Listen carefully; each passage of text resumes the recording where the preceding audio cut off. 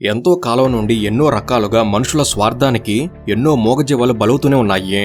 అలా పరిశోధనల పేరుతో ఎన్నో జంతువులపై మనం ప్రయోగాలు చేస్తూనే ఉన్నాం. అయితే మనిషి మనుగడ సాగాలంటే ఇలాంటివి చేయక తప్పదనేది శాస్త్రవేత్తల వాదన. ఇందులోనూ వాస్తవం లేకపోలేదు. ఒకవేళ అవే ప్రయోగాలు మనుషులపై చేస్తే అది తప్పకుండా మానవ హక్కులకు భంగమని అంటారు. కానీ మూగజీవాలకు అలాంటి చట్టాలు లేవు కాబట్టి వాటిపై ఏం చేసినా ఏది వర్తించదు. పైగా వాటి కోసం పోరాడేవారు కూడా ఉండరు. అందుకే మనం వాటిపై ఎప్పటికీ పైచేయి సాధిస్తుంటాం. ఔషధ ప్రయోగాల కోసం మరో మార్గం లేక మూగజీవుల్ని ఉపయోగిస్తూ ఉంటాం.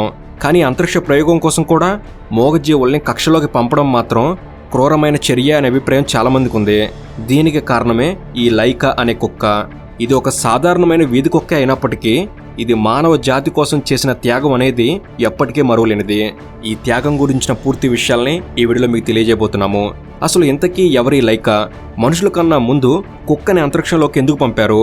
లైకా కంటే ముందు ఏవైనా జీవులు అంతరిక్షంలోకి వెళ్ళాయా? ఈ ప్రయోగానికి వేరే జీవులను పక్కన పెట్టి కుక్కనే ఎందుకు ఎంచుకున్నారు? పైగా ఎన్నో కుక్కలుండగా లైకానే అంతరిక్షంలోకి పంపడం వెనక ఉన్న కారణం ఏంటి? ఇలా ప్రతి ప్రశ్నకు సమాధానాన్ని మనం తెలుసుకునే ప్రయత్నం చేద్దాం.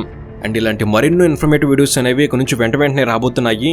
అవన్నీ మీ వరకు చేరేందుకు మీ సపోర్ట్గా ఈ వీడియోకి జస్ట్ లైక్ చేయండి చాలు. సో లేట్ చేయకుండా let's get into the video.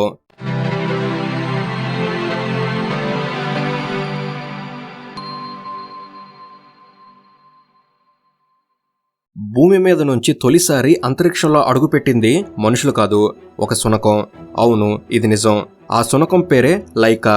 సుమారు 64 ఏళ్ల కిందట రష్యాకు చెందిన సోవియట్ యూనియన్ అంతరిక్ష పరిశోధన సంస్థ వారు తొలిసారిగా అంతరిక్షంలో జీవుల మనుగడ సాధ్యమా అని తెలుసుకోవడం కోసం ప్రయోగాలు చేశారు. ఇందులో భాగంగానే ముందుగా ఫ్రూట్ ఫ్లై అనే చిన్న ఎగిరే పురుగుని అంతరిక్షంలోకి పంపారు. దీనికి గల కారణం ఈ ఫ్రూట్ ఫ్లై జెనెటిక్ స్ట్రక్చర్ అనేది మనుషులకు దగ్గరగా ఉంటుంది కనుక స్పేస్లో ఉండే రేడియేషన్ని ఈ పురుగు కనుక తట్టుకుంటే మానవ శరీరం తట్టుకోగలదు అనే ఉద్దేశంతో లైకా కుక్క కంటే ముందుగా అంటే 1947 ఫిబ్రవరి 20న అమెరికా V2 అనే ర్యాకెట్లో ఈ ఫ్రూట్ ఫ్లై అనే పురుగుని స్పేస్లోకి పంపారు. దాంతో V2 ర్యాకెట్ భూమి నుండి 109 కిలోమీటర్లు అంటే స్పేస్ ఎడ్జ్ అని పిలిచే కర్మల్ లైన్ని దాటి వెళ్ళి తిరిగి భూమికి చేరుకుంది. అలా కిందకు వచ్చిన ఫ్రూట్ ఫ్లైని సైంటిస్టులు ఎగ్జామిన్ చేసి స్పేస్లోని రేడియేషన్ అనేది మానవ శరీరం పైన ఎలాంటి హాని చేయట్లేదని తెలుసుకున్నారు. ఇక ఆ తర్వాత అమెరికా 1948 నుండి 1951 వరకు ఆల్బర్ట్ పేరుతో 6 సార్లు 6 కోతుల్ని V2 ర్యాకెట్లో స్పేస్లోకి పంపింది. అయితే ఈ ప్రయాణంలో కొన్ని కోతులు స్పేస్లోనే చనిపోయాయి, కొన్ని భూమికి రిటర్న్ వస్తూ మధ్యలో కన్నుమూశాయి.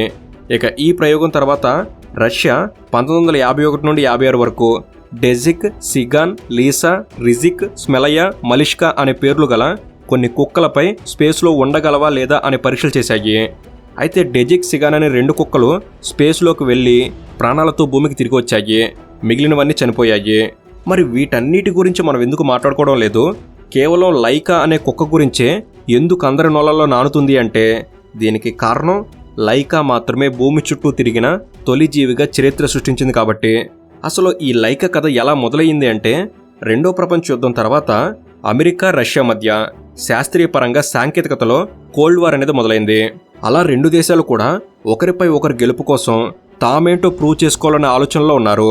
దాంతో చంద్రుడు భూమి చుట్టూ తిరిగే విధంగా కృత్రిమ ఉపగ్రహాలను తయారు చేసి స్పేస్లోకి పంపాలనే ఉద్దేశంతో రష్యా వారు 1957 అక్టోబర్ 4న ప్రపంచంలోనే మొదటిసారిగా స్పుత్నిక్ 1 అనే ఆర్టిఫిషియల్ శాటిలైట్ని తయారు చేసి రష్యా స్పేస్లోకి పంపింది. అలా స్పుత్నిక్ 1 ద్వారా స్పేస్లో ఉండే వాతావరణ ప్రభావం ఉపగ్రహాలపై ఎలా ఉంటుంది అనేది తెలిసింది. అలా అంతరిక్ష యుగం ప్రారంభమైంది. ఇక 1917లో రష్యన్ విప్లవం జరిగిన సంగతి అందరికీ తెలిసిందే. ఈ విప్లవం ద్వారా రష్యా సోవియట్ రిపబ్లిక్గా ఫామ్ అవడంతో అక్కడి ప్రజల జీవితాల్లో సామాజిక, ఆర్థిక, రాజకీయ మార్పులు ఎన్నో వచ్చాయి. ఇలా రష్యన్ విప్లవం జరిగి నవంబర్ 7, 1957 నాటికి 40 సంవత్సరాలు పూర్తవుతున్న సందర్భంగా సోవియట్ నాయకుడైన నికితా క్రూష్చెవ్ ఒక గొప్ప ఘనత సాధించాలని నిర్ణయించుకున్నారు. దాంతో ఆ సమయంలో రేడియేషన్ అలానే అంతరిక్ష పరిస్థితులు జీవులపై ఎలా ప్రభావితం చేస్తాయో శాస్త్రవేత్తలు తెలియదు. స్పేస్ క్రాఫ్ట్ లాంచ్ అవుతున్నప్పుడు ఆ విపత్కర పరిస్థితుల్ని మానవుడి గుండె తట్టుకోగలుగుతుందా? ఒకవేళ స్పేస్లోకి చేరినా కూడా అక్కడి పరిస్థితులను మానవుడు అడాప్ట్ చేసుకోగలడా? స్పేస్ క్రాఫ్ట్ భూమి చుట్టూ చక్కెరలు కొడుతున్నప్పుడు అక్కడ ఉండే మైక్రోగ్రావిటీ ఎన్విరాన్మెంట్లో మనిషి సర్వే కాగలడా? ఇలాంటి ఎన్నో అంతుచెక్కని ప్రశ్నలకు సమాధానం దొరకాలంటే ముందు ఒక జీవిని అంతరిక్షంలోకి పంపాలని నిర్ణయించుకున్నారు. అలా జంతువులపై ప్రయోగాలు చేసి వాటి బిహేవియర్ని అబ్జర్వ్ చేయాలనుకున్నారు. ఇదంతా బాగానే ఉంది. మరి ఏ జంతువుని ఎంచుకోవాలి అనుకున్నప్పుడే కుక్కలైతే ఈజీగా మనుషుల మాట వింటాయని, పైగా ట్రైనింగ్ కూడా ఈజీగా ఇవ్వొచ్చని, అలాగే వాతావరణ మార్పులను కూడా అవి తట్టుకోగలవనే ఉద్దేశంతో కుక్కను ఎంచుకున్నారు. అయితే రష్యా స్పేస్లోకి పంపాలి అనుకునే స్పుత్నిక్ 2 స్పేస్ క్రాఫ్ట్ అనేది చాలా చిన్నగా ఉంటుంది. కాబట్టి అందులో సరిపోయే చిన్న ఆకారంలో తక్కువ బరువుతో ఉండే కుక్క కావాలి. పైగా ఇంట్లో పెంచుకునే కుక్కల కంటే వీధి కుక్కలు ఎన్నో కఠినమైన పరిస్థితుల్ని, అన్ని వాతావరణాలని తట్టుకునేలా ఉంటాయి. అలాగే అవి మానసికంగా కూడా దృఢంగా ఉంటాయనే ఆలోచనతో వీధి కుక్కను సెలెక్ట్ చేశారు. అలా ఈ స్పుత్నిక్ 2 మిషన్ కోసం 10 కుక్కలకు ట్రైనింగ్ ఇచ్చారు. అంటే స్పేస్ క్రాఫ్ట్లో ఉండే చిన్న క్లోజ్డ్ ప్లేస్లో ఎక్కువ సమయం శాంతంగా ఉండగలవా లేదా అని, లాంగ్ టైంలో వచ్చే ఫోర్స్ని, శబ్దాలని, ఒత్తిడిని, వైబ్రేషన్ని అవి తట్టుకోగలవా లేదా అని, అలానే స్పేస్ సూట్ వేసుకొని కంఫర్టబుల్గా ఉండగలుగుతున్నాయా లేదా అని, ఇలా అన్ని విషయాల గురించి ముందుగానే టెస్ట్ చేశారు. అంతేకాకుండా పేస్ట్లో ఉండే హై న్యూట్రిషన్ ఫుడ్ని తినడం, పైగా అంత చిన్న ప్లేస్లో మల విసర్జన చేయడం గురించి కూడా ట్రైన్ చేశారు. ఈ టెస్టులన్నిటిలో మాస్కో వీధి కుక్క అయిన లైకా ఎంతో శారీరక స్ఫూర్తితో ప్రశాంతమైన స్వభావంతో ఉండటం వల్ల ఈ అంతరిక్ష ప్రయోగానికి లైకాను సెలెక్ట్ చేశారు. అయితే అల్బినా అనే ఇంకొక కుక్కను కూడా అన్ని టెస్టులు చేసి బ్యాకప్ కోసం ఉంచారు. అలా స్పుత్నిక్ 2 స్పేస్ క్రాఫ్ట్ని 1957 నవంబర్ 3న యూటీసీ సమయం ప్రకారం ఉదయం 2:30 ప్రపంచంలోనే ఫేమస్ అంతరిక్ష కేంద్రాల్లో ఒకటైన కజకిస్తాన్లోని బైకోనూర్ కోస్మోడ్రోమ్ నుంచి ప్రయోగించారు. అలా లైకాను స్పేస్లోకి పంపించారు. అయితే లైకా తిరిగి భూమి మీదకి రాదని, అదే దానికి భూమి మీద ఆఖరి రోజని అందరికీ ముందే తెలుసు. ఎందుకంటే స్పుత్నిక్ 2ని కేవలం స్పేస్లోకి వెళ్ళడానికి మాత్రమే డిజైన్ చేశారు. తిరిగి భూమి మీదకి వచ్చే మెకానిజం అందులో లేదు. అందుకే సైంటిస్టులు స్పేస్ రీసెర్చ్ చేసి డేటా కలెక్ట్ చేయడానికి మాత్రమే చూశారు, కానీ లైకా గురించి ఆలోచించలేదు. ఇక లైకా అంతరిక్షంలోకి చేరుకోగానే ఆర్టిఫిషియల్ శాటిలైట్తో పాటు భూమి చుట్టూ తిరగడం మొదలుపెట్టింది.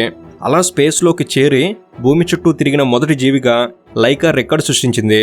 కానీ టెక్నికల్స్ ప్రాబ్లం వల్ల స్పుత్నిక్ 2 భాగం అనేది రాకెట్ నుంచి విడిపోలేకపోయింది. దాంతో లైకా ఉన్న క్యాబినెట్లో టెంపరేచర్ బాగా పెరిగిపోయింది. అందువల్ల లైకా హార్ట్ రేట్ కూడా చాలా ఎక్కువైంది. అయితే లైకా ఆ వేడిని తట్టుకోలేక 3 గంటల పాటు చావు బ్రతుకుల మధ్య పోరాడి చనిపోయింది. అయితే లైకా చనిపోయిన తర్వాత కూడా 122 రోజుల పాటు, అంటే 2570 సార్లు స్పేస్ క్రాఫ్ట్ అంతరిక్షంలో భూమి చుట్టూ చక్కర్లు కొడుతూనే ఉంది. ఆ తర్వాత ఏప్రిల్ 14, 1958లో స్పుత్నిక్ 2 బ్లాస్ట్ అయిపోయింది. అయితే లైకా ఎప్పుడు చనిపోయింది అనే అసలు విషయం 2002 వరకు బయట ప్రపంచానికి తెలియకుండా రష్యా దాచిపెట్టింది. అంటే అప్పటి వరకు కూడా సైంటిస్టుల వైఫల్యాన్ని కప్పిపుచ్చుతూ సోవియట్ ప్రభుత్వం ఆక్సిజన్ అయిపోవడం వల్ల లైకా 6వ రోజున మరణించిందని అబద్ధపు ప్రచారం చేశారు. కానీ తర్వాత నిజమేమిటి అనేది బయటకొచ్చింది. లైకా ఆక్సిజన్ తగ్గడానికి ముందే ఎక్కువ టెంపరేచర్ కారణంగా చనిపోయిందని తెలిసింది. ఇలా లైకా మరణించిన తర్వాత ఎంతోమంది శాస్త్రవేత్తలు స్పుత్నిక్ 2 ఎక్స్పెరిమెంట్ని చేయకుండా ఉండాల్సిందని ఎంతో పశ్చాత్తాపడ్డారు. ఇలా విషాదకరమైన లైకా ప్రయాణం ద్వారా జీవులు అంతరిక్షంలో మైక్రోగ్రావిటీని తట్టుకోగలవని, అలానే లాంచ్ టైంలో గుండె వేగం పెరిగినా కూడా కొంతకాలానికి ఆ పరిస్థితులకు అలవాటు పడి కొంతకాలం బ్రతకగలవని తెలుసుకున్నారు. లైకా మిషన్ తర్వాత ఎన్నో జంతు అంతరిక్ష ప్రయోగాలు జరిగాయి.